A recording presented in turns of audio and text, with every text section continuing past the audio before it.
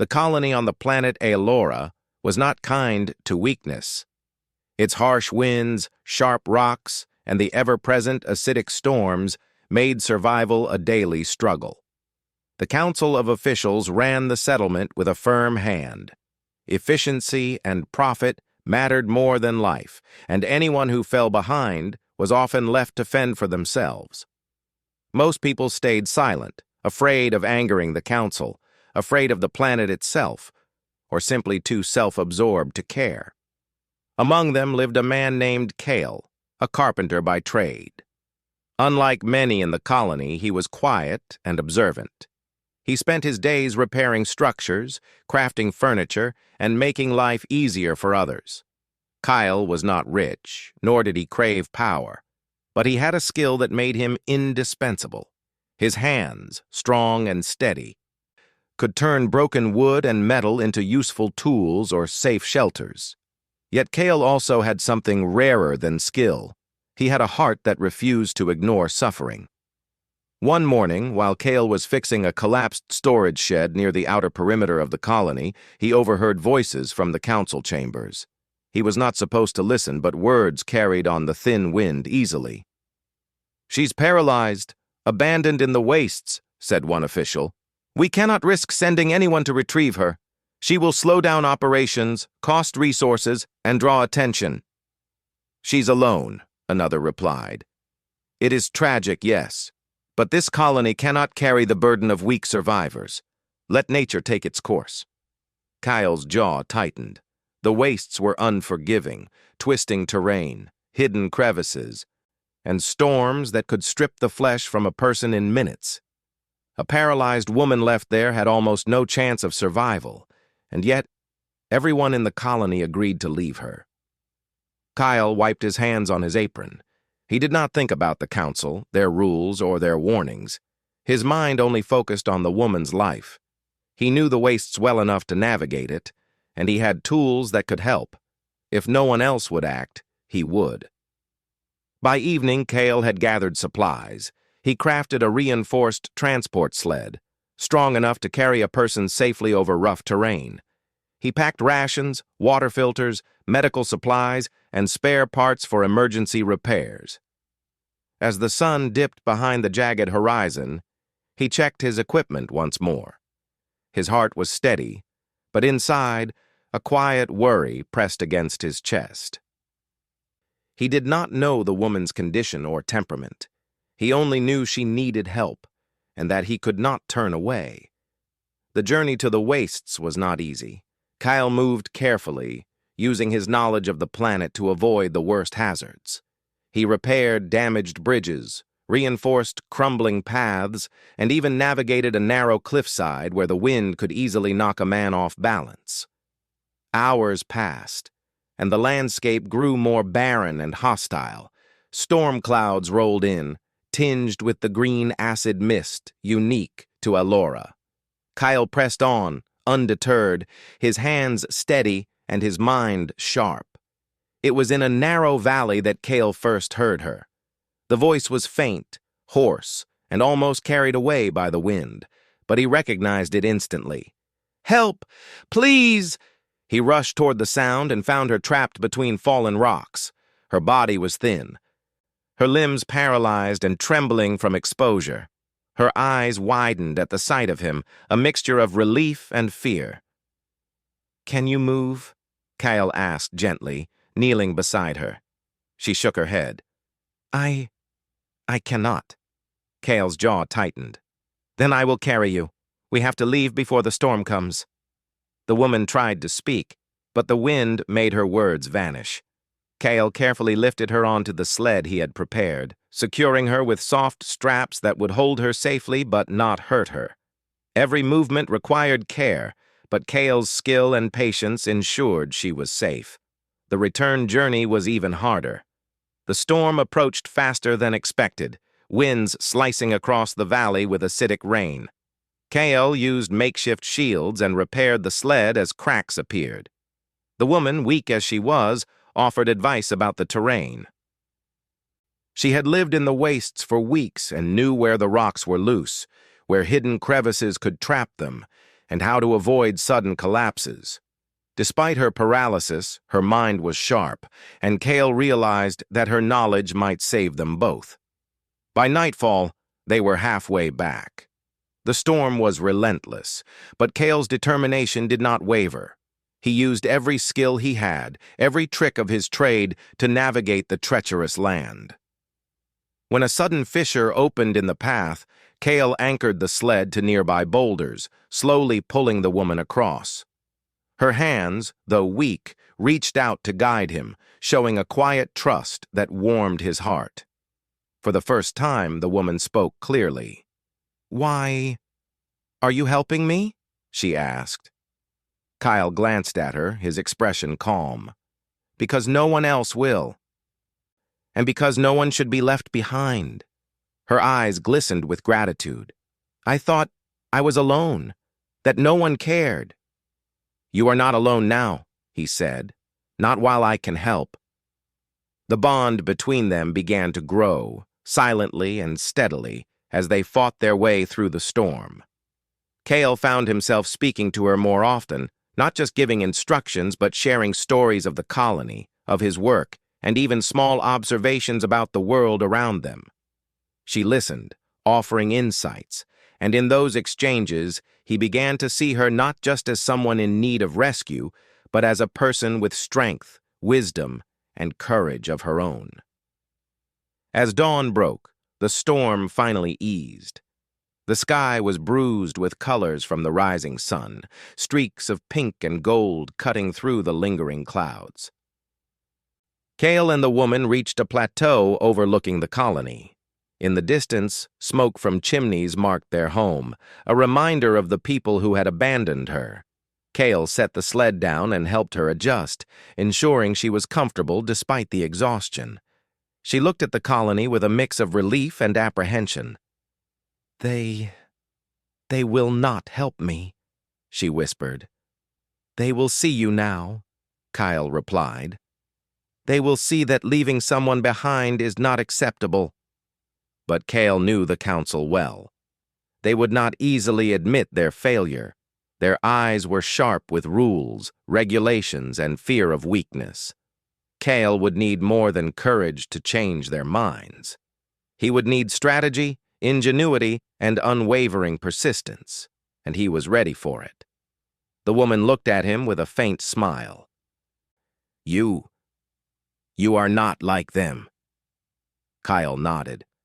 "I do what I can. That is all any of us can do." Together, they prepared to descend the final path into the colony. Kyle reinforced the sled one last time, checked his tools, and spoke softly.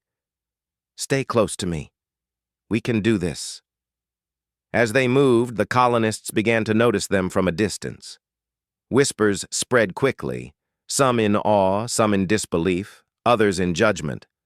Kale ignored them, focusing only on keeping the woman safe.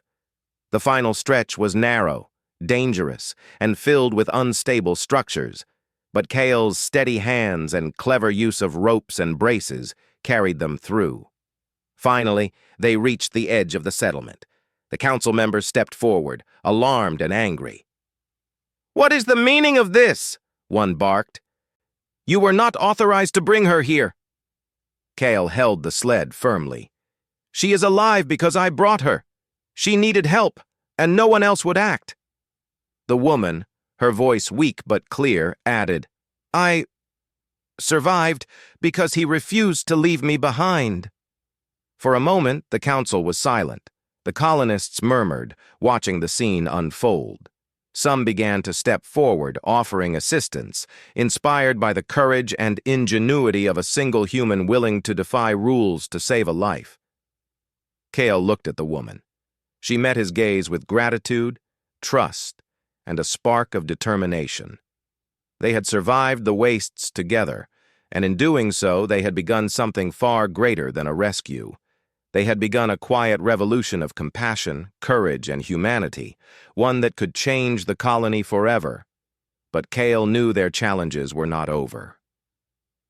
The council would resist, other threats still lurked in the colony, and the woman's recovery would take time.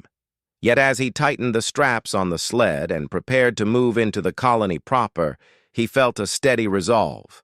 No matter what came next, he would not abandon her.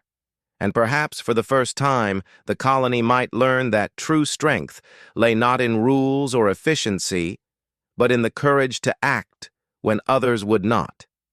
The journey of survival, trust, and discovery had begun, and Cale knew it would change everyone involved, including himself. The colony watched in stunned silence as Cale carefully carried the woman into the main settlement. Her body was weak, but her eyes held a spark that refused to be extinguished. The council officials moved quickly to block his path, their faces sharp with authority and anger. "This is unauthorized," one shouted. "No one was to bring her here. You defied the council's orders." Kyle did not flinch. His hands held the sled steady and his voice was calm but firm. "She is alive because I acted. She needed help, and no one else had the courage to go to her. That is the truth, and it cannot be ignored." The woman, leaning on her small frame, spoke next. Her voice was weak but clear. I survived because he refused to leave me behind. I have knowledge that can help this colony, but only if I am safe." A murmur ran through the crowd of colonists. Many had stood silently for years, watching rules and bureaucracy dominate life, never daring to challenge authority. But now, seeing the woman alive, seeing Cale's calm bravery, they began to question what they had accepted for so long. The council officials, however, were not easily swayed. "Rules are rules," one of them said. "We cannot allow personal decisions to override colony protocols. This is dangerous. You risk your life and the colony's stability." Cale shook his head. "The true danger is leaving people behind. The true danger is indifference. I acted to save a life, and that is what matters." The woman looked around at the faces in the crowd, her gaze settling on those who had refused to help her. "I know what the wastes hold," she said, her voice gaining strength. "The rocks are unstable, the storms are deadly, and the automated drones malfunction without warning. If the colony ignores these dangers, more people will be lost.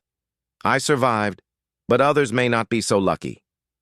A silence followed her words. Slowly, colonists began to nod, realizing the truth she spoke. The council's rules were not protecting them. They were leaving them vulnerable. Cale helped the woman onto a medical platform built from his carpentry and reinforced metal. The platform could adjust her position and allow basic treatment until her mobility improved. He cleaned her wounds, adjusted her braces, and ensured she was comfortable. The woman looked at him with gratitude, a quiet understanding passing between them. They had been through the wastes together, and that experience had created a bond stronger than words could describe. The council members were frustrated but also cautious. They could not ignore the approval of the colonists. "We will review this situation," one official said, "but let it be known, defiance has consequences." Kyle did not respond. He focused on the woman's well-being, adjusting splints, arranging blankets, and ensuring she was warm. She watched him work and finally spoke softly. You are different from everyone else here. You act when it matters." Cale smiled faintly. "I do what I can. That is all any of us can do." Days passed, and the woman began to recover slowly. Kyle spent hours each day helping her, teaching her exercises to strengthen her body, repairing equipment to support her, and ensuring she had nutritious food. The colony started to take notice. Some colonists offered assistance, bringing supplies, tools, and encouragement. Slowly, the isolation that had defined the woman's life began to fade. As she grew stronger, she shared her knowledge about the wastes with the colony. She pointed out dangerous zones, unstable structures, and malfunctioning machinery. Cale helped her demonstrate solutions, using his skills to improve the safety of the settlement. What had been ignored for years suddenly became clear to the council and colonists alike. Survival required care, ingenuity, and courage, not just rules and efficiency. The council tried to maintain control, but they could not deny the facts. The woman's knowledge, combined with Kale's skill and courage, saved lives and prevented further disaster. The colonists rallied, inspired by the actions of one man and the resilience of the woman he saved. Slowly, they began to question old practices, realizing that compassion and intelligence were as vital as rules. Kyle and the woman worked side by side. Their collaboration was seamless, a mixture of practical skill and sharp insight. Kyle built devices to aid her recovery, such as adjustable walking braces and a mechanical harness that allowed her to move more freely. She guided him in positioning the harness to provide the most support, and together they created tools that could help others with injuries or disabilities.